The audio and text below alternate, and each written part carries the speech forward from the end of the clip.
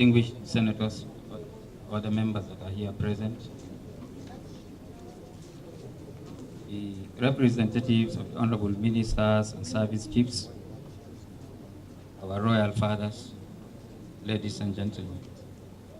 Sir, I am before this honorable committee representing the Inspector General of Police on this one-day investigative public hearing on the invasion of Federal Capital Indigenous land around the Nnamdi Azikiwe International Airport by the Nigerian Army.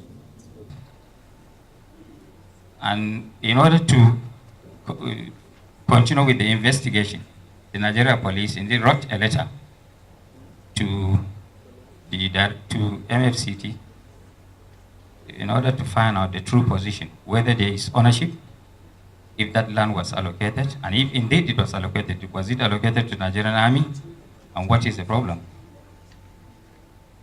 So we received a response from MFCT stating clearly that there is no document stating that that land was allocated to the Nigerian Army at any time.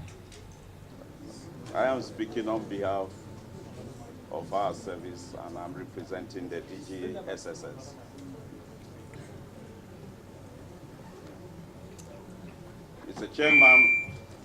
Mr. Chairman, we are working on an in-depth investigation as far as this issue is concerned. And we hope at the shortest possible time we'll be ready. From the evidence already being provided and the various speeches made, you observe that there are certain issues which we need to unravel. And those are the issues we want to independently be able to make sure that we do, because we feel this service owes the nation and it owes your distinguished committee that, so that you'll be able to know some of the issues which are there. For instance, the issue about the land. Was the land allocated? If it was allocated, was it allocated to the military? Who signed it? The file which the military are talking about, is that file somewhere else? What has happened? There are so many questions which we believe that by the time we come up, we'll be able to know. And it is this now being the crux of the issue. We now also look at some of the issues based on the complaint of the people who are the people residing in that area, that is the natives. We need to also factor that in and we'll be able to do. So far, we are on it. And immediately we are through, we will give you our own report, sir. Yes, sir. Thank you, sir. The representative of the FCT minister, representative of the Minister of Defense, representative of the IGP. I'm just being reminded by Chairman that I should, as much as possible, try to cut off protocol so I can go straight to the point. Thank you very much, Chairman. You have the people of the FCT before you today. And I want to ask the Nigerian Army, who gives land in the FCT? The answer, who allocates land in the FCT? That is the FCT. The FCT, okay. And the Ministry of the Federal Capital Territory allocates land to people, and then people will look for or will seek development approvals within which to develop the land. Were there such approvals? Sir, the allocation letter, of course, like I said, the people who signed that document, they are alive and they are ready to come here and testify. They are still alive, they are still around. The allocation letter itself stated the purpose of the land. And the purpose of the land is for developing military barracks.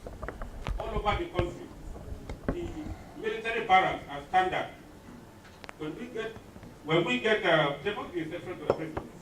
you want to build a barrack, you are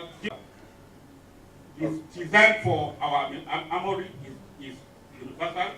The design for our parade ground is universal. All the designs in the barrack is universal. No, you know why I'm asking you this is because you would have saved yourself all this trouble. Because if you were going to apply for building plan approval and you had written to the FCTA administration, they will have now told you that you need to get allocation letters, you need to get documentation and all that. But if those were not in place, I do not see how, because what you are telling me in essence is that the police can just wake up, or the immigration service, or with due respect, I'm just giving an example, or civil defense can just wake up one day and say that they're building their barracks, and because they have a standard to which they build barracks in the Federal Republic of Nigeria, they do not require any approval or any documentation from anybody. Like he said, he said we did not write to them. There is a letter here which we wrote to the FCT, listing all the land they allocated to us and what to do. And this particular one with allocation. The Armed Forces has laid claim to a large expansion of land along Airport Road, Grizuba axis, without any valid document to support their claim. Furthermore, took possession of their claimed land without observing the laid down procedure and the standard practice of the FCTA for land acquisition.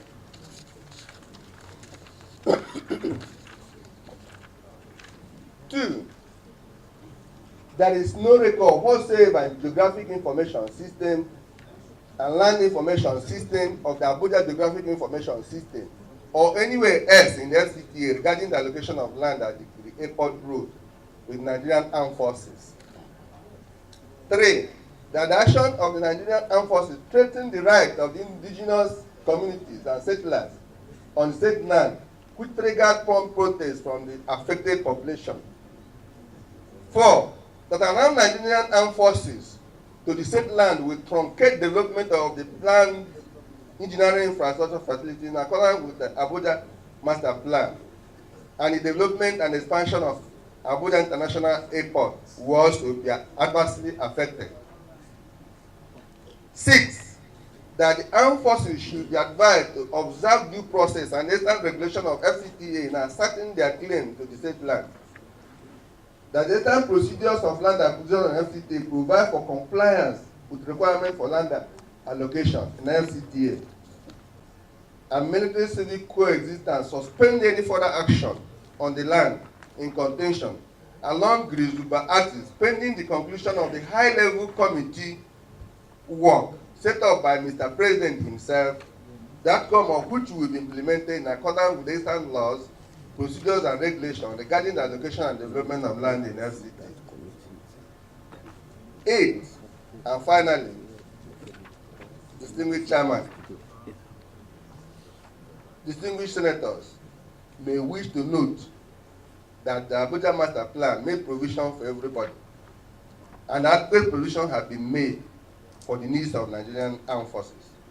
Accordingly, a stable site had been marked in Kwaita District in Kwali Area Council to cater for development of a military cantonment and brigade of guard barracks.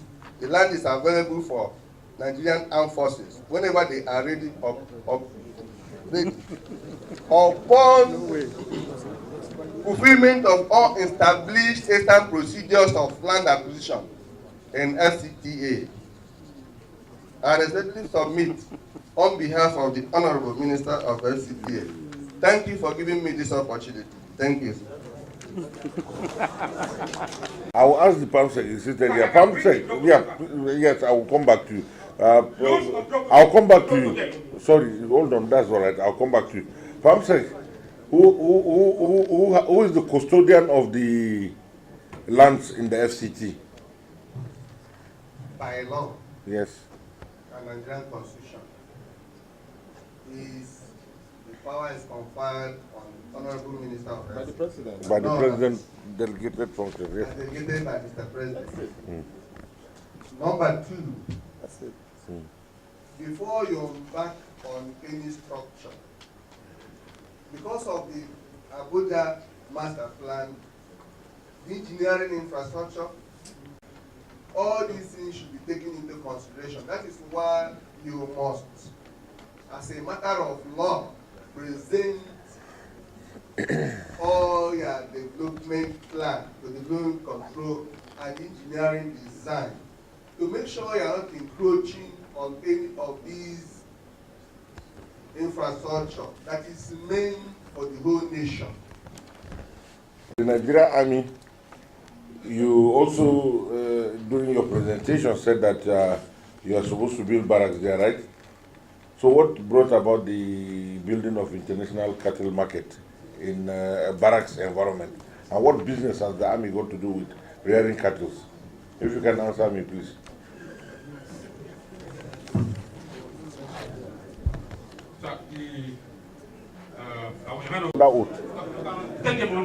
No, you are the one, you have been defending it so far. So we'll want answers from you. I think we can, if it's I know,